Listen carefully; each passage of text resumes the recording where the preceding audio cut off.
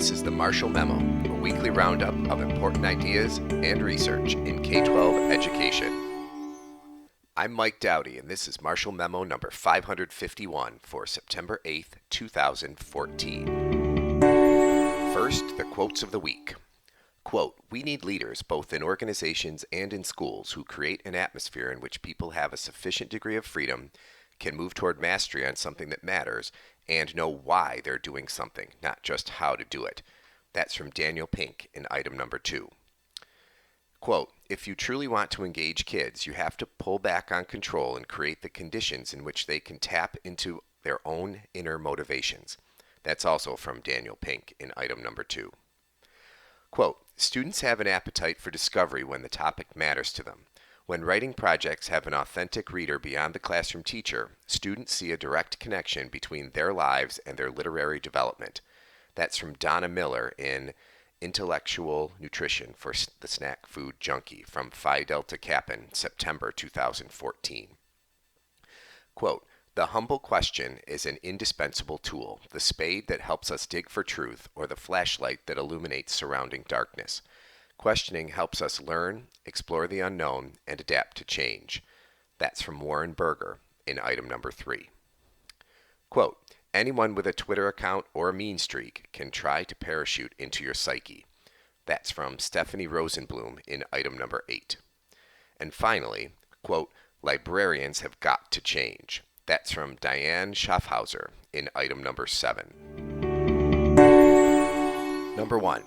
David Brooks on 6 Virtues of the Mind. In this New York Times column, David Brooks suggests a set of, quote, "cerebral virtues important to those involved in knowledge work," and invites us to grade ourselves on them. Love of learning. It's important to be, quote, "ardently curious about the world," he says. Courage. This includes being willing to hold unpopular views, to look at information that doesn't fit one's preconceptions, and knowing when to be daring and when to be cautious. Firmness. Quote, "The firm believer can build a steady worldview on solid timbers, but still delight in new information," says Brooks. Quote, "Firmness is a quality of mental agility." Humility. This is, quote, "not letting your own desire for status get in the way of accuracy," he says. Quote, "The humble person fights against vanity and self-importance. Such a person is open to learning from anyone at any stage of life." Autonomy. Brooks is looking for the happy midpoint between uncritically glomming onto new ideas and stubbornly resisting them.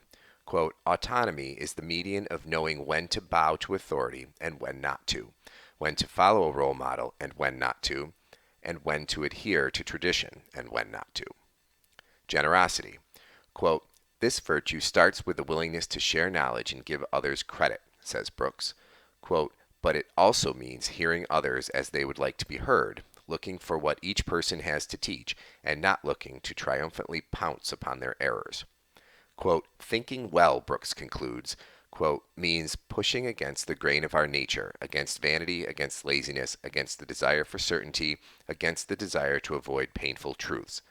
Good thinking isn't just adopting the right technique. It's a moral enterprise and requires good character, the ability to go against our lesser impulses for the sake of our higher ones." That's from The Mental Virtues by David Brooks in the New York Times, August 29th, 2014. Number 2. Daniel Pink on what makes students want to learn. This was originally titled Motivated to Learn, a conversation with Daniel Pink. In this educational leadership interview, Amy Azam asks author David Pink about motivation. Here are some highlights. Rewards. Pink says, quote, "If-then motivators, if you do this, then you get that, are effective only with simple short-term tasks like stuffing envelopes or turning a screw on an assembly line. They are far less effective for complex creative tasks that more people are doing in the 21st century. For example, designing software or inventing a new product." Quote, "The problem we have in schools and organizations," says Pink, "is that we tend to use those if-then rewards for everything rather than for the areas in which they work. In schools, learning goals, I want to master algebra, are far more effective than performance goals. I want to get an A in algebra. Students focused on learning goals are more likely to retain what's learned, persist when they encounter difficulty, and understand the subject's importance." Engagement. Quote, there's a huge difference between compliant behavior and engaged behavior, says Pink. Quote, with engagement, you're doing something because you truly want to do it, because you see the virtues of doing it. Compliant students may be easier to manage, but they're no fun to teach. To get them engaged, we have to find the right amount of autonomy over what, where, how, and with whom students learn. Quote, we need leaders, says Pink, both in organizations and in schools, who create an atmosphere in which people have a sufficient degree of freedom, can move toward mastery on something that matters, and know why they're doing something, not just how to do it. Let's trust people with autonomy instead of assuming they can't handle it. High stakes tests are too much at the compliance end of the spectrum, he believes. Challenge. Teachers should aim for the sweet spot between too hard and too easy. When students are in this zone, learning and, quote, flow are optimized. The problem is that one student's Goldilocks level is different from another's, creating a customization challenge for teachers. To be successful, they need smaller classes, more planning time, and better resources. Play and mastery. Quote, rigor and playfulness pair much more smoothly than we think they do, says Pink. Quote, and that pairing can have some pretty spectacular results. He points to some major discoveries that were made when scientists were zanily experimenting. Purpose. Most teachers go into education for idealistic reasons, but then stop talking about their ideals. Quote, teachers need to bring that sense of purpose to the surface, says Pink. Quote, they should talk more about why they went into teaching, why it matters, why they're making this contribution to the world. This idea of purpose as motivator is not only a touchy-feely sentiment. A pile of evidence during the last 10 years shows it can be a real performance enhancer. The same is true for students. Knowing why they are learning something greatly enhances performance, but we need something more than, quote, because it's on the test. Teachers need to come up with good reasons, and students should play a part. Quote, I'd like for kids to hold adults' feet to the fire, he says, and, quote, insist they explain why we are doing this stuff.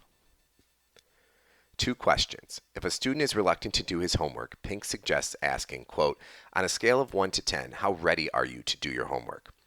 If the boy responds 2, you ask, quote, why didn't you choose a lower number? This approach often gets students talking about their own reasons for persisting. Quote, when people have their own reasons for doing something, says Pink, they believe the reasons more deeply and adhere to the behavior more strongly. This questioning style, rather than hectoring, demanding, commanding style we often default to, can be very effective. Quote, as parents, as teachers, as entire organizations, Pink concludes, our instinct is toward greater control. We think control is going to make something better, but people have only 2 reactions to control. They comply or they defy. We don't want defiant kids, but we also don't want compliant kids. We want kids who are engaged. If you truly want to engage kids, you have to pull back on control and create the conditions in which they can tap into their own inner motivations. This is from Motivated to Learn, a conversation with Daniel Pink by Amy Azam in Educational Leadership, September 2014. Number 3, creating lifelong questioners. Quote, the humble question is an indispensable tool, says author Warren Berger in this Edutopia article. Quote, the spade that helps us dig for truth or the flashlight that illuminates surrounding darkness. Questioning helps us learn, explore the unknown, and adapt to change. And yet schools don't value questions as much as they should, says Berger. The premium seems to be on answers. Here are his suggestions for increasing questioning in the classroom. Make it safe. Students shouldn't feel that asking a question shows ignorance or a lack of competence. They need a classroom climate where questioning is welcomed and seen as a strength, and students constantly build their, quote, questioning muscles. One second grade teacher has her students do, quote, 10 by 10 exercises, generating 10 great questions on a topic in 10 minutes with no obligation to answer them. Berger suggests the Right Question Institute as a resource. rightquestion.org. Make it cool. Some students think it's cool to already know or not care about knowing. Teachers need to point out that inventors, musicians, artists, and movie makers are often mavericks who break new ground by asking provocative questions. This website can be a resource. amorebeautifulquestion.com. Make it fun.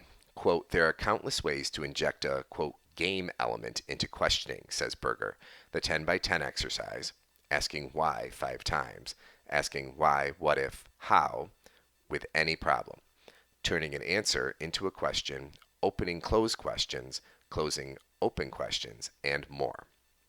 Make it rewarding. A great question can be the basis of an ongoing project, a report, an original creation of some kind, says Berger.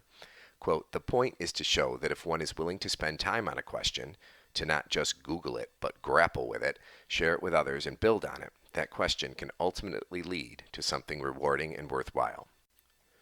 Make it stick. The goal should be to get students in a questioning groove, reflecting on how they use questions, reflecting on what they've learned, creating a new neural pathway. The best questioners look at familiar things in fresh ways. Fujade.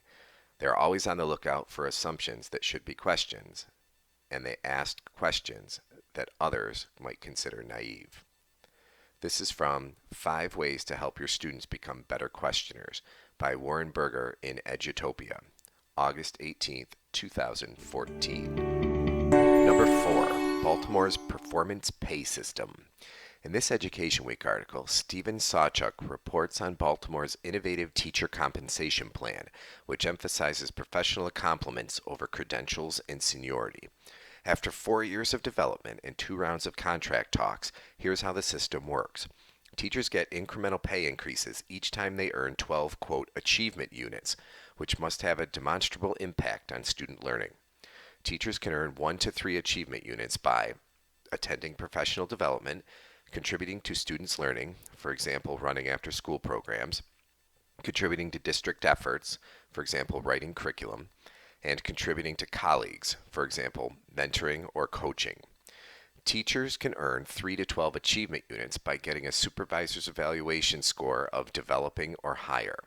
Teachers can improve through 4 levels. Standard, 5 intervals, $47,950 to $53,967. Professional, 15 intervals, $59,904 to $84,851. Teachers can advance to this level by moving through the 5 standard levels or completing a mentoring program and a capstone project.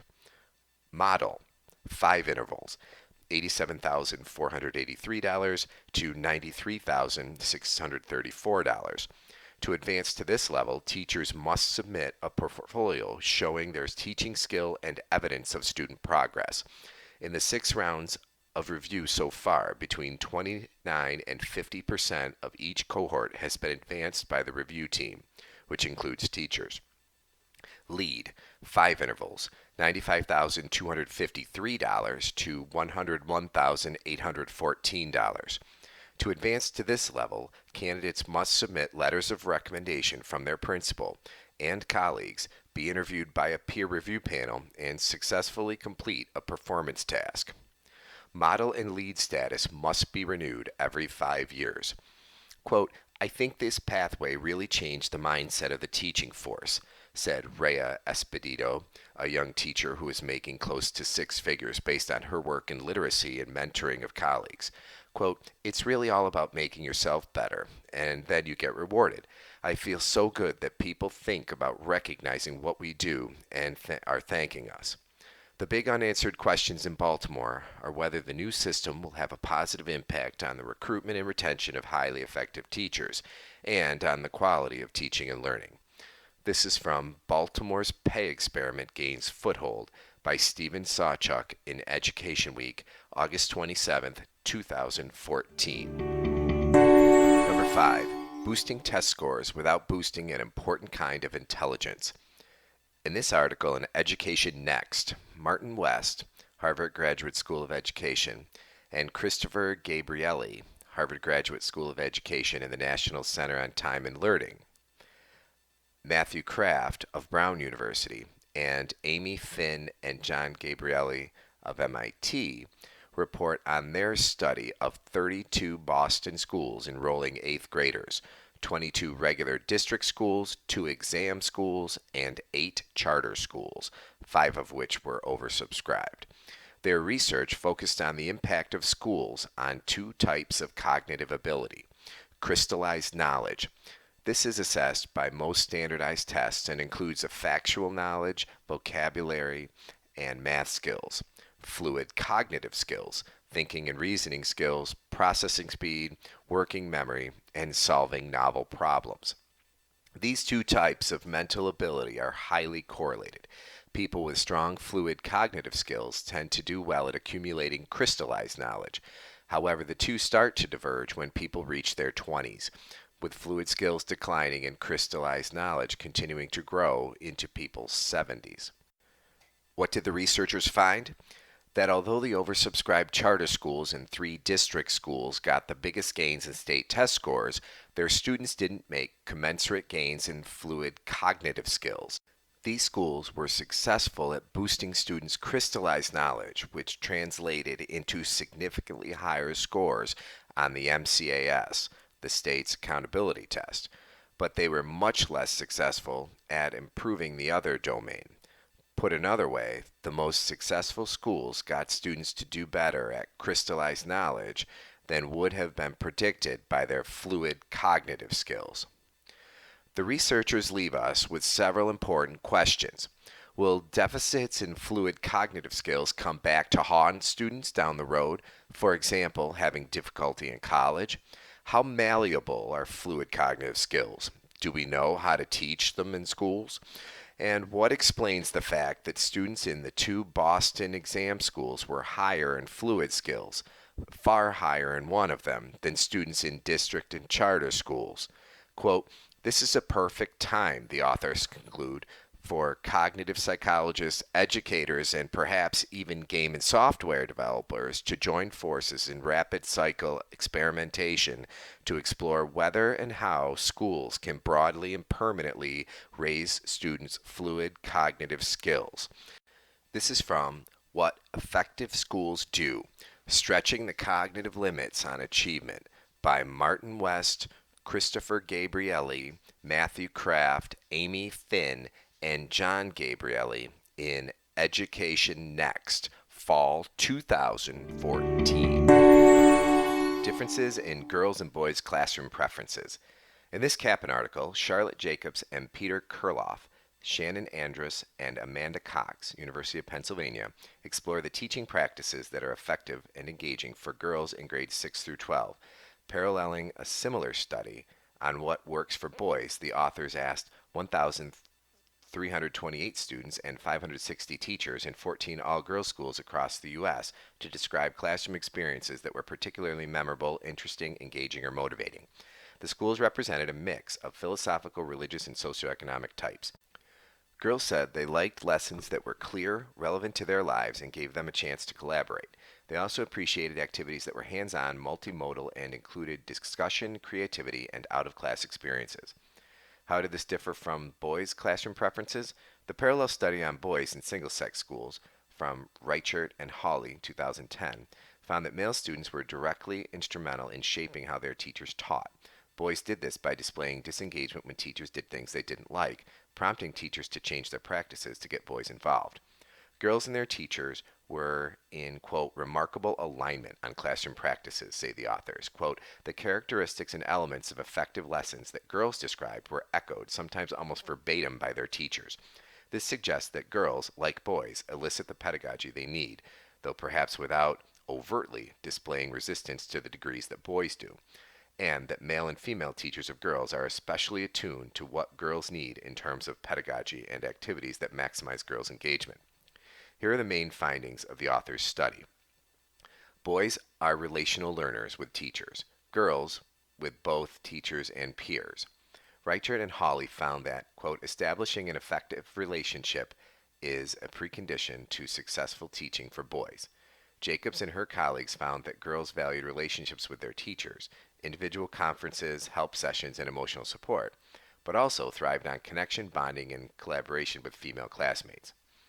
Girls' relational learning extends beyond their teachers. Much more than boys, girls cited debates, performances, class trips, and other collaborative activities as important to mastering concepts, getting to know themselves, and achieving deeper learning. Boys thrive on transitivity, girls on relevance. Reichert and Hawley found that boys were most engaged with classroom experiences that aroused and held their experiences. For example, learning the intricacies of swordplay when studying Romeo and Juliet. Girls, on the other hand, were most engaged by classroom content that was relevant to their lives. For example, a girl said she loved her anthropology class because it helped her become more tolerant of women whose clothing covers their whole bodies, who enter into arranged marriages, and who hold different religious beliefs. Quote, courses and lessons that are relevant to girls' lives have the power to engage them beyond the classroom and prepare them with the skills and perspective they need to navigate through our larger society, conclude Jacobs, Kurloff, Andrus, and Cox. This is from Reteaching Girls by Charlotte Jacobs, Peter Kurloff, Shannon Andrus, and Amanda Cox in Phi Delta Kappa in September 2014. Number 7. How a school library can become a hub of ideas and resources. Quote, librarians have got to change, says Diane Schaffhauser in this THE Journal article. School librarians won't survive cutbacks if they can be characterized as, quote, bookish bureaucrats whose major focus is getting overdue books back and charging fines. Librarians have to be front and center maximizing the learning in their schools, says Schaffhauser.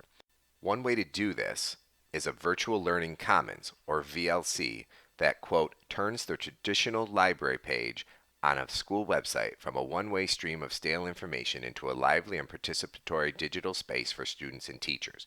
A good VLC is flexible, accessible 24/7, extends the classroom, and becomes central to teaching and learning by making available assignments and projects, samples of excellent work, book reviews, school updates, photos, and reference material. The VLC model, created by David Lortscher and Carol Koshlin, has 5 basic, quote, rooms. The main page. This is an information center with databases, staff photos, and contact information, and a calendar of events. It might also have a slideshow or student-made videos. School culture.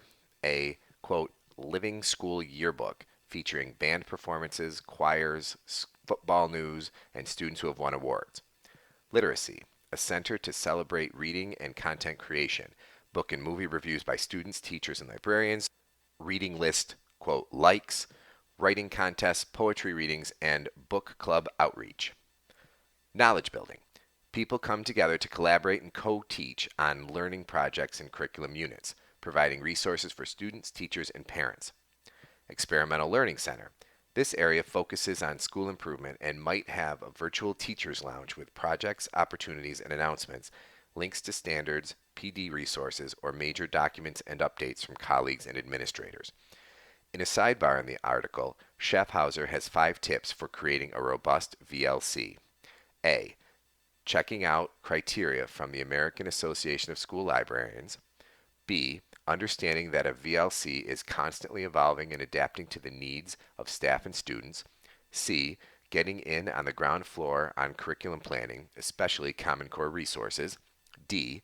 Teaching users to, quote, fish versus being a, quote, fish market for them. Teachers and students need to have the skills to find resources and not be dependent on the librarian. And E, reaching out for support and ideas, perhaps using Twitter and other social media. This is from Will This Website Save Your Library and Your Librarians by Diane Schaffhauser in THE Journal, November 2013, which was spotted in Education Digest, September 2014. Number 8, why we focus on the negative and what we can do about that.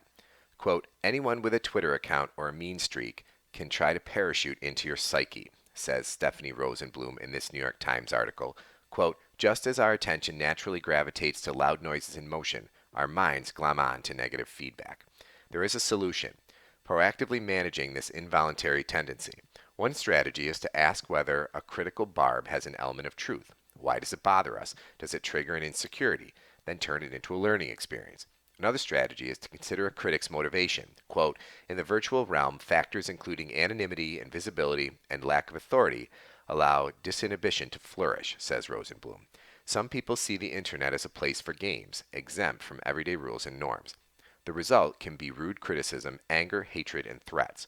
Understanding the context can give us perspective. We can ignore or disconnect. Another approach is to internally dispute a hateful comment. If someone says, you're an idiot and no one likes you, you can rebut it like a defense attorney.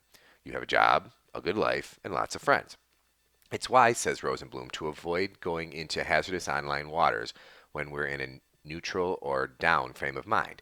At such times, we are more vulnerable to negativity.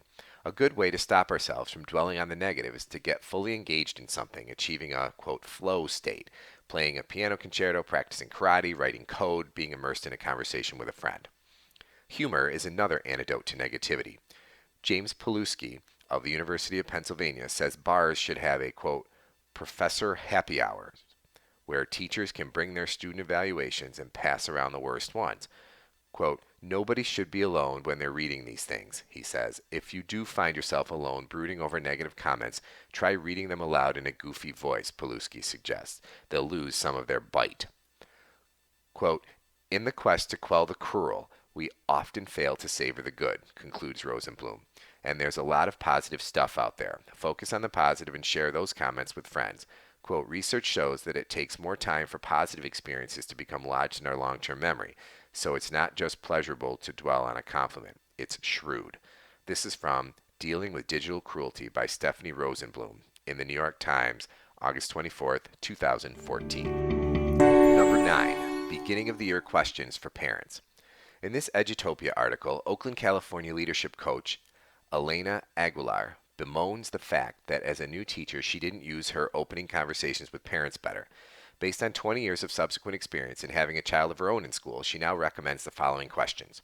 What do you see as your child's greatest strengths and skills? Tell me about a time when you saw your child demonstrating those skills. Next June, what do you hope your child says about his or her experience in school this year? What's the story you hope to hear? What was your experience like in this grade? How do you remember that year of school? What are your fears or concerns about your child in this year of school? How and when would you like me to be in touch with you this year? What do you hope I'd communicate with you about? Is there anything else you can tell me about your child that you think would help me support his or her learning?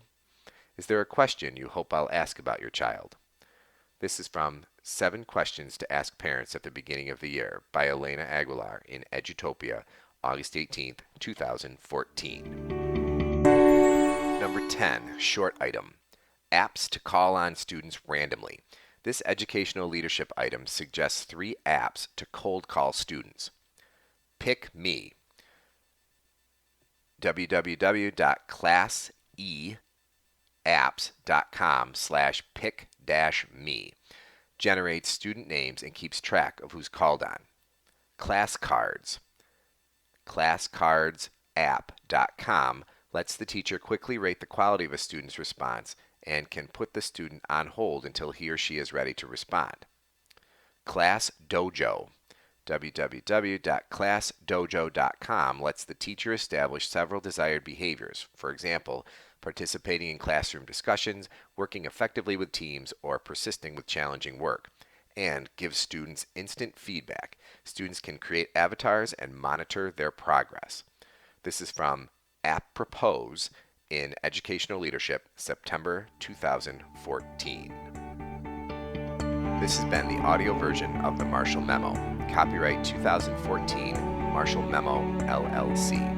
Do you have feedback? Is there anything missing? If you have comments or suggestions, if you saw an article or web item in the last week that you think should have been summarized, or if you would like to suggest additional publications that should be covered by the Marshall Memo, please email kim.marshall48@gmail.com.